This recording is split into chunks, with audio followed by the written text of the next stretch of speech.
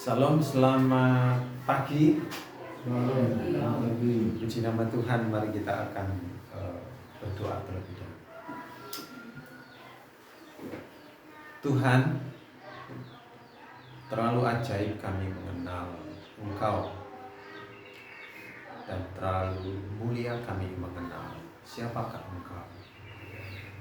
Dan kami boleh menikmati sepanjang waktu ini ketika kami memuji dan memuliakan nama-Mu. Sungguh kami bersyukur karena Roh Kudus yang Engkau berikan kepada kami, mengajari kami siapakah kami di hadapan-Mu. Kami orang berdosa, kami tak mampu untuk melakukan apapun, dan hanya oleh kasih karunia-Mu kami ada pada saat hari ini. Dan Tuhan, kami rindu terus-menerus dibentuk, diingatkan, ditegur melalui firman-Mu. Dan silakan Tuhan berkarya, silakan Tuhan bekerja di tempat ini, di dalam pribadi kami masing-masing. Kuasai kami dengan Roh-Mu yang kudus, dan nyatakan kehendak-Mu. Dan kami siap menjadi orang-orang yang Engkau berkati, menjadi orang-orang yang akan menjadi berkat bagi banyak orang, bahkan bagi dunia ini. Karena untuk itulah Engkau memanggil dan memilih kami. Setiap roh jahat, setiap roh teritorial yang coba ingin mengganggu konsentrasi kami, hanya kepadamu kami percaya. Tuhan sumber kemenangan bagi kami. Terima kasih. Dalam nama Yesus Kristus kami siap mendengarkan firman-Mu. Amin. Saudara yang terkasih dalam Tuhan Yesus Kristus, ada satu lagu yang sangat terkenal ya. Bahkan lagu ini boleh dikatakan lagu yang viral ya. Kalau Pak Nanang bisa lagu ya, bisa pantun. Saya akan nyanyikan lagu juga, Pak. Ini terkenal ya. Nah, seperti ini, hanya cuplikannya. Ngomong jalukmu piye, tak turutane, tak usahane. Aku ra masalah yen kon berjuang dhewe. Sing penting bahagia endingnya. Gimana? Bagus? Tepuk tangan. Saudara, apa yang saudara ketika menyanyikan lagu ini yang tumbuh dalam pikiran dan hati saudara ketika menyanyikan lagu ini? Ini lagu anak muda atau lagu anak tua? Atau lagu orang yang sedang ber ya? Saudara yang dikasih Tuhan, lagu ini mengatakan ngomong jalukmu piye, berbicara mintamu apa akan saya turuti, akan saya usahakan. Tidak masalah saya untuk berjuang sendiri, yang penting akhirnya itu baik. Lagu ini sebenarnya pingin mengikuti seseorang ya. Kowe njaluknya apa tak turuti nang nyem. Jangan berjuang deh, orang masalah. Yang penting kau bahagia. Boleh dikatakan lagu ini juga lagu seperti penyerahan, penyesalan ya, dan juga seperti pendukungan ya. Tapi hati ini sebenarnya merontok-rontok hati ya. Jadi hati dan pikiran kita sebenarnya seperti diubel-ubel ya. Lagu ini ya. Ada lagu-lagu yang lain, lagu-lagu dunia juga ya. Lagu dunia itu memang dalam hati dan pikiran kita, waduh gurih banget istilahnya. Kalau makanan itu nikmat ya. Tetapi nikmat lagu-lagu dunia itu tidak senikmat lagu rohani ya. Kalau lagu dunia mungkin memancing emosi kita untuk masuk di dalamnya ya. Nikmat lagu ini. Tetapi bagaimana dengan lagu rohani? Seperti yang tadi lagu awal ya, yang mengatakan Yesus memegangku dengan tangan kananmu. Yesus memegangku dengan tangan kananmu. Coba bayangkan lagu itu, siapa yang dipuaskan? Kita dipuaskan? kita dipuaskan. Ya. Tapi di mana rontoknya hati kita ketika memujikan lagu Yesus memegangku? Kita seperti terenyuh, ya.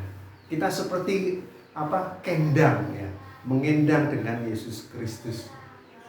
Dan kita seperti seolah-olah terserah lu Tuhan, terserah Tuhan mau apa, yang penting aku dipegang oleh tangan kanan Tuhan. Jadi sepertinya tidak ada rasa was, sepertinya tidak peduli dengan keadaan, tidak peduli dengan tubuh, tidak peduli dengan masalah, ya. Kita sepertinya tidak mempedulikan hal itu. Tapi Bujani mengatakan yang penting tangan kanan Tuhan itu memegangku. Jadi lost kita dengan Tuhan. Tuhan, aku nggak peduli, yang penting Engkau memegang tangan kananku. Jadi saudara yang dikasih Tuhan, kepuasan antara lagu yang tadi saya lakukan dengan lagu yang pertama dan lagu yang kedua, itu pasti ada perbedaan. Tetapi manusia mau pilih yang mana? Ya. Manusia atau kita mau memilih hidup kita itu mau ditaruh di mana? Ditaruh kepada, katakanlah seperti lagu ngomong jaluk piye, atau akan ditaruh Yesus memegang tangan kanan. Jadi sebenarnya kita punya pilihan. Bebas saudara memilih mau menaruh di mana pilihan hidup saudara ditaruh. Mari kita akan belajar pada saat pagi hari ini. Saya mengambil tema, apa fokus hidupmu? Atau di mana fokus hidupmu? Dari Markus pasal 5.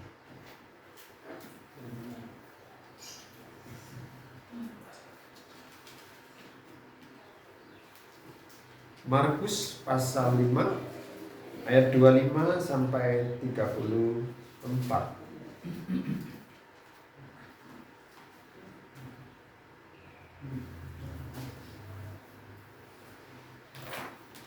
Kita akan membaca bersama-sama. Saya akan membaca ayat yang ke-25. Saudara-saudari akan membaca ayat yang ke-26.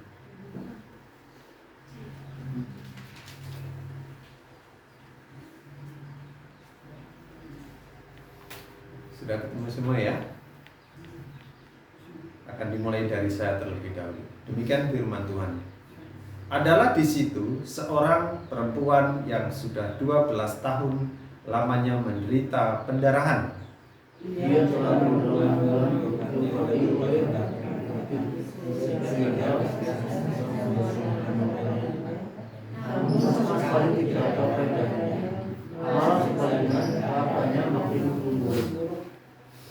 Dia sudah mendengar berita-berita tentang Yesus. Maka di tengah-tengah orang banyak itu, ia mendekati Yesus dari belakang dan menjamah jubahnya. Sebab katanya, asal berjamah saja jubahnya, aku akan sembuh.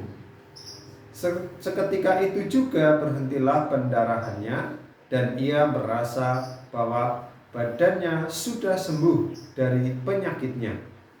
Pada ketika itu juga Yesus mengetahui bahwa ada keluarga yang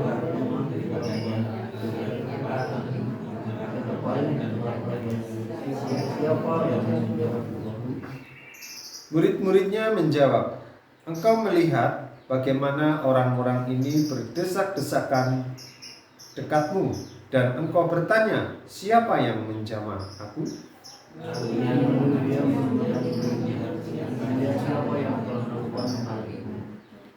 Perempuan itu yang menjadi takut dan gentar ketika mengetahui apa yang telah terjadi atas dirinya, tetapi tampil dan tersungkur di depan Yesus dan dengan tulus memberitahukan segala sesuatu kepadanya.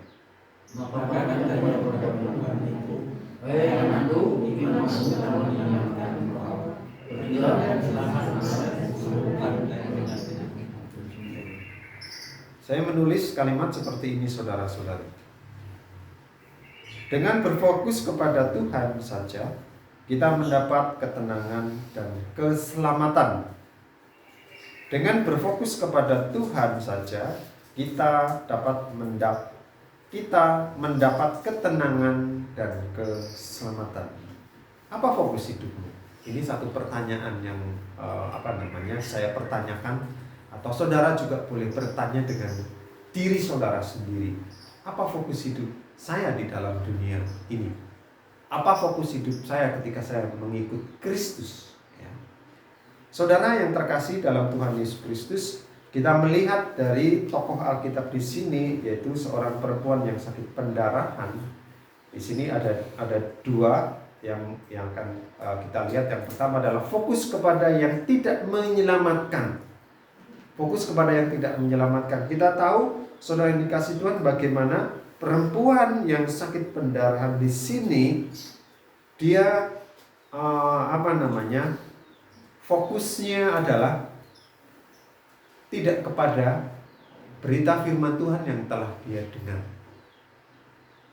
Kita melihat, saudara yang dikasih Tuhan, perempuan yang sakit pendarahan ini fokus di dalam hidupnya. Pertama, dia adalah fokus kepada sakitnya. Dia memfokuskan hidup kepada sakit yang ada di dalam tubuhnya. Dia begitu seperti was sekali dengan sakit yang ada di dalam tubuhnya. Lalu dia mempunyai alat, bagaimana caranya saya dapat menjadi sembuh. Fokus hidup yang kedua adalah dia fokus kepada orang atau tabib. Dia berpikir bahwa saya yakin tabib itu dapat menyembuhkan sakit saya. Jadi saudara yang dikasih Tuhan, kita melihat fokus seorang penyakit pendarahan ini adalah kepada tabib, kepada orang yang dapat menyembuhkan pada waktu itu. Kalau pada zaman sekarang mungkin adalah dengan dokter, para medis, ataupun dengan ahli-ahli di dalam menyembuhkan.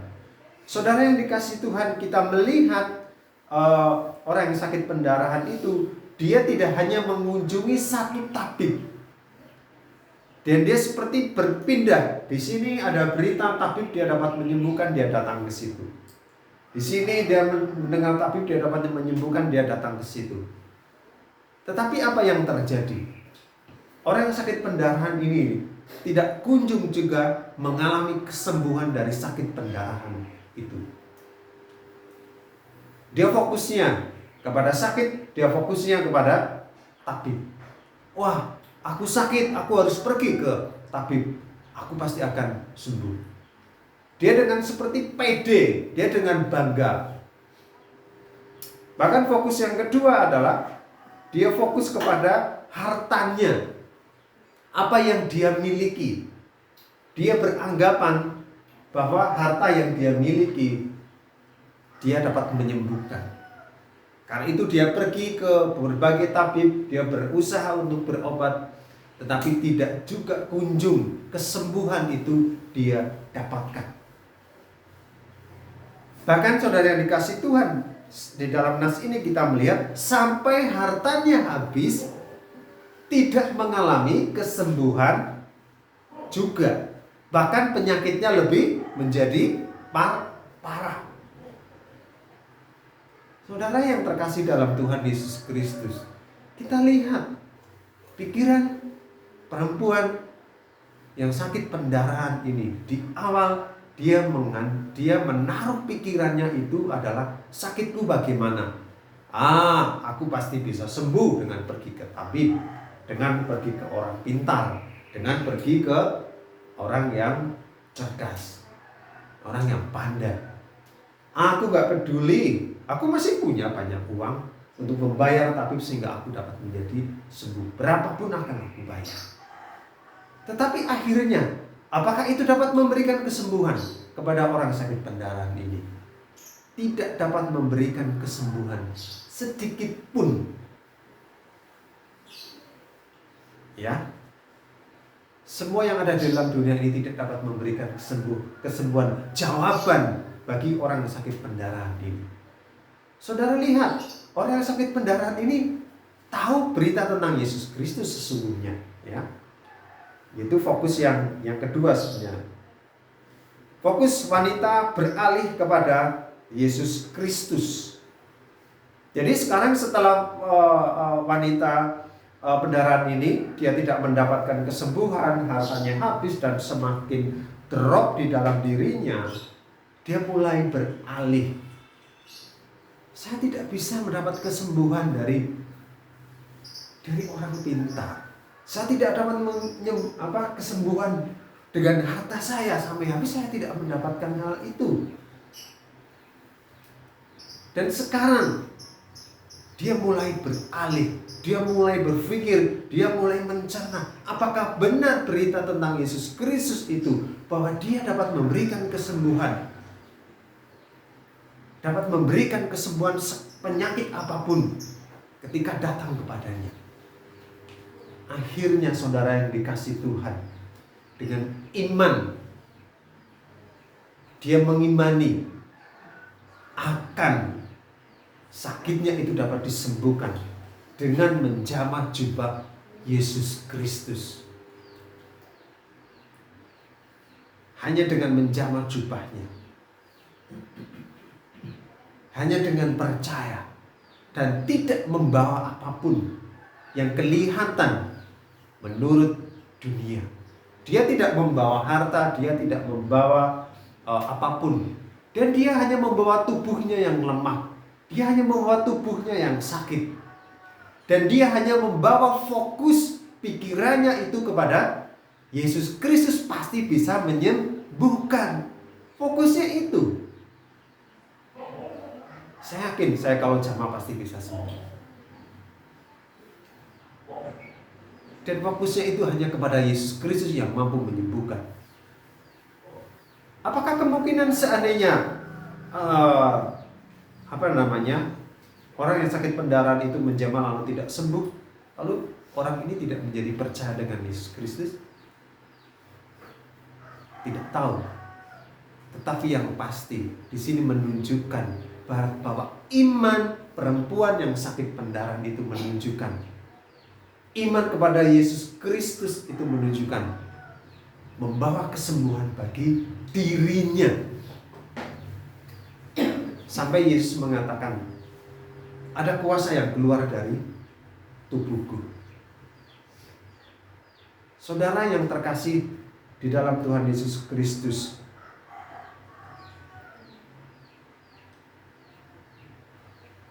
di dalam kita menjadi orang percaya, di dalam kita hari-hari ini menjadi orang Kristen, dalam hari-hari ini menjadi orang yang berharap kepada Yesus Kristus.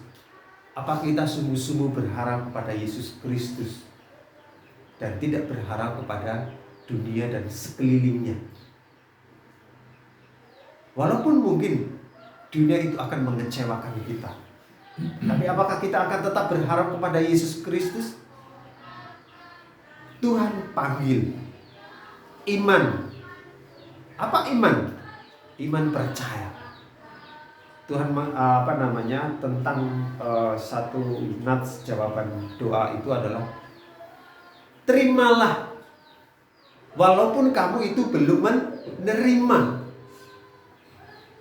Tentang keselamatan kekal, percayalah walaupun hari ini kita masih ada di tempat ini, tetapi kita semua percaya, saudara percaya saya akan bersama dengan Yesus Kristus. Kita belum ada bersama dengan Dia, tapi kita punya iman akan hal itu. Kita belum memegang akan hal itu, tapi kita percaya akan hal itu. Iman. Hanya berharap kepada Yesus Kristus. Dan Tuhan sendiri sebenarnya yang sudah menata di belakang kita. Menata di belakang kita. Tuhan sudah tata begitu rapi. Tuhan hanya minta, bergantunglah engkau denganku. Jangan kau bergantung engkau dengan yang ada di depanmu, apalagi dengan apa yang engkau lihat. Karena apa yang dilihat di depanmu itu mungkin sekejap bisa hilang. Bisa harta, bila dalam sekejap bisa hilang. Kesehatan dalam sekejap itu bisa menjadi hilang. Nyawa dalam sekejap itu bisa hilang. Jadi harapan kepada yang ada di depan mata, kita tidak bisa berharap akan hal itu. Dan hanya kepada Tuhan kita harus selalu berharap. Karena ada yang harus menjadi sumber kekuatan kita. Saudara yang terkasih dalam Tuhan Yesus Kristus, kesaksian ini sebenarnya dalam proses ya. Ibu saya dia semacam pingin diperhatikan. Dia kata begini, orang ditelepon, orang diangkat-angkat. Aku pengen ngomong, be. Kapan nanti kok ngerti apa angkat nyong. So dia bilang seperti itu. Begitu ngomong sedih lope. Dia cerita curhat dengan saya. Tapi dia kan udah telepon gini. Sini mesti telepon di semari. Mau ngertak telepon sama orang diangkat, yo orangnya tak angkat. Dia curhat ya. Jadi merasa kesepian mungkin, badan lemah, sakit, terus mungkin istilahnya pingin diperhatikan. Sebenarnya banyak PR saya dengan, kadang saya rindu ingin ngobrol lebih banyak tentang salah satu tentang ini, salah satu tentang firman Tuhan ini. Sakit boleh ada, ya. Tapi aja ngarepna Tuhan Yesus nyong sehat, Tuhan Yesus nyong sehat. Apakah kesehatan itu menjamin saudara itu memuliakan Kristus? Tidak menjamin. Kadang nek wong sehat, nyong sehat melayu maring ngalas, melayu maring kebun. Wah nyong sibuk. Gak menjamin kesehatan itu dekat dengan Tuhan. Harapan itu, kesehatan itu tidak akan menjamin kita dekat dengan Tuhan. Tapi Tuhan minta sehat, orang sehat, gandul Gusti. Itu yang Tuhan inginkan. Saya sebenarnya mau bilang seperti itu sama biungku, ibu saya. Bergantung kepada Tuhan. Rasul Paulus minta kesembuhan, tetapi tetap ada duri dalam daging. Itu menunjukkan dia tetap memuliakan Tuhan, dia tetap melayani Tuhan. Itu yang Yesus inginkan. Yesus di Taman Getsemani, dia minta lalu cawan itu lalu daripadanya. Tapi Tuhan beri apa? Enggak, kamu harus tetap mati di atas salib. Apakah mematakan Yesus, wah Tuhan tidak mengasihiku? Tetapi orang yang selalu berpegang kepada Allah, dia tidak akan merasa kehilangan. Rasul Paulus tidak akan merasa terganggu dengan sakitnya. Yesus tidak akan merasa terganggu ketika dia akan tergantung. Dia tetap semangat. Karena gantungannya itu adalah bersama dengan Bapa di surga. Kesehatan, ekonomi, keuangan kadang menggocok kita untuk tidak bergantung dengan Tuhan. Yang saya alami bersama dengan istri terutama, ketika dalam titik seperti tidak ada harapan, tetapi di saat itulah justru kebebasan itu sebenarnya sedang Tuhan berikan. Ayo, kowe tetap percaya maring nyong ora jajal. Kalau nek tetap percaya maring masih tenang, tapi nek ora gembrung, aduh. Yes, anaknya garap sekolah, orang dijajan diterima ya, aduh, atau apa ya, misalkan gitu ya. Atau mau pergi kemana ya, seperti Pak Pairan katanya, aduh, ini bensin mau habis gitu. Tapi kemana kita bergantung? Kita bergantung kepada Tuhan? Atau kita bergantung kepada masalah itu? Kalau kita bergantung dengan masalah itu, hidup kita akan dikacaukan. Ingat, iblis dapat memakai hal itu untuk iman kita menjadi down, menjadi tidak berharap kepada Tuhan. Tetapi tetap bergantunglah kepada Tuhan, tetap percayalah kepada Tuhan. Sesulit apapun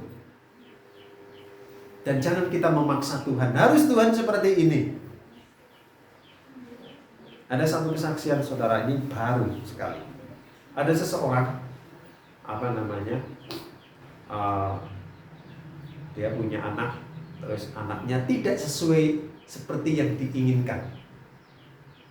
Lalu orang ini, dia badannya menjadi kurus,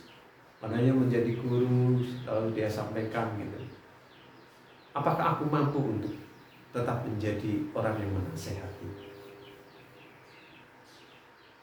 Dia sampai bilang seperti, aku sebenarnya nggak mampu, nggak layak untuk menjadi orang yang dinasehati. Sebenarnya yang membuat anaknya itu dekat dengan Tuhan, tidak dekat dengan Tuhan, itu bukan bukan kesalahan dari papanya. Mungkin ada peran yang sudah dilakukan dengan menasehati, ayo nak kamu tetap setia, ayo nak kamu rajin ke gereja, ayo nak kamu renungkan. Tetapi toh kalau dia tidak mau nurut, apakah kita mau memaksanya? Sampai tubuh kita menjadi kurus kering, dan sampai kita tidak memperhatikan kesehatan kita. Hanya Tuhan yang mampu mengubah seorang menjadi percaya dengan Yesus Kristus. Jadi bukan kepandaian kita, bukan fasih kita berbicara untuk membuat orang menjadi percaya dengan Yesus Kristus, membuat anak tetap setia kepada Yesus Kristus. Mungkin kita harus punya usaha, tapi gantungkanlah pikiranmu kepada Tuhan. Berdoa terus, percaya. Kalau perlu doa puasa, ya, berdoa berpuasa, doa dengan Tuhan. Walaupun sulit, tapi berdoalah. Tuhan, bagaimana dengan anakku? Dia kok sepertinya seperti ini ya. Bagi engkau mustahil, bagimu mustahil, tetapi bagi Tuhan tidak ada yang mustahil. Bergantung dengan Tuhan. Saya pernah menyaksikan juga jemaat Wonodadi, namanya keluarga Pak Heri. Pak Heri punya anak yang kedua namanya Dedi. Ya. Dedi dia sempat ingin nikah. Yung juga menikah ya, sampai ibunya dia menangis, papanya waduh bagaimana masa anak-anak saya keduanya kendang istilahnya. Si Dedi ini sampai dia udah tukar cincin. Aku siap nikah besok. Tapi nikahnya adalah nikah di luar. Akhirnya semua orang menenangkan dia. Pemimpin, jemaat, dan orang yang datang kepada dia. Dia bisa memaksa anaknya? Tidak bisa. Tapi ada saatnya Tuhan itu bekerja kepada Dedi dan juga kepada calonnya itu.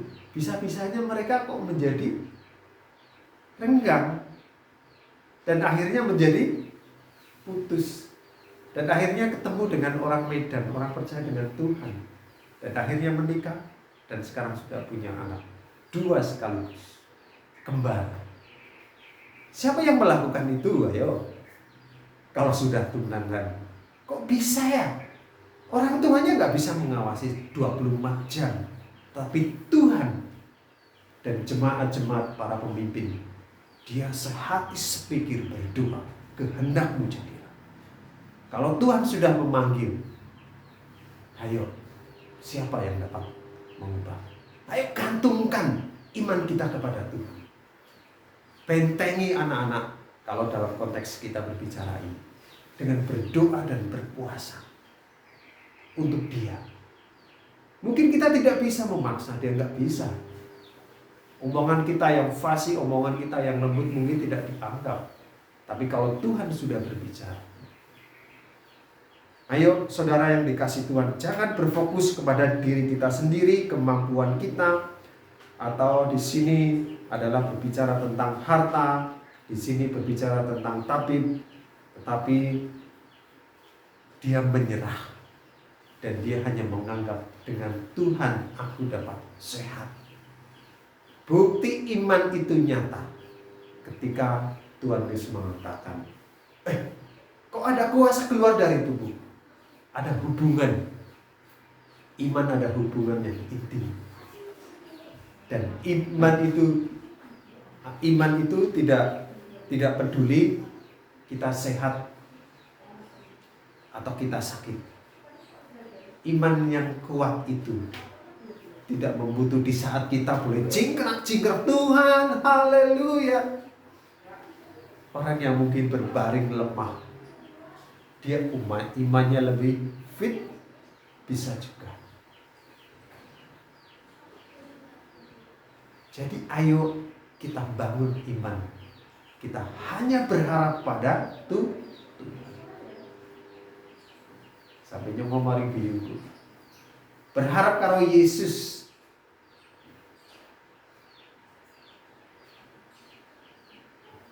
Hanya berharap kepada Yesus yang menjadi penolong dan sumber kekuatan kita.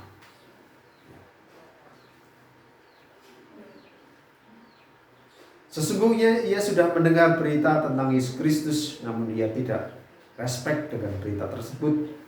Hingga hartanya habis, ia baru menyadari bahwa apa yang dibanggakannya tersebut tidak bisa menolongnya.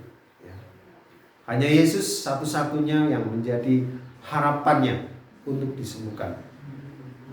Benar yang terjadi bahwa hanya mempercayakan dirinya kepada Yesus Kristus, ia menjadi sembuh. Saudara mau berfokus kepada Yesus Kristus? Amin. Ayo kita fokuskan hidup kita. Apapun itu jenisnya. Bisa jenis ekonomi, bisa jenis usaha, bisa jenis pergumulan dengan anak, dengan keluarga. Fokuskanlah itu kepada Tuhan. Tuhan pasti tolong. Tuhan pasti tolong. Bahwa dalam doa, ya, Tuhan pasti tolong. Tenang, yang pasti intinya tenang. Dan Tuhan pasti tolong kita. Sebab itu adalah firman. Lemah tubuh kita bisa, tapi roh kita itu semakin menjadi kuat. Daging boleh lemah, tapi roh itu harus selalu menjadi kuat. Amin, saudara. Ayo semangat. Di sini ada sepuh-sepuh yang menjadi teladan bagi kita. Ada Pak Pairan, Bu Pairan, Emak. Dalam kondisi yang sepuh itu mereka masih berani, mau, rindu.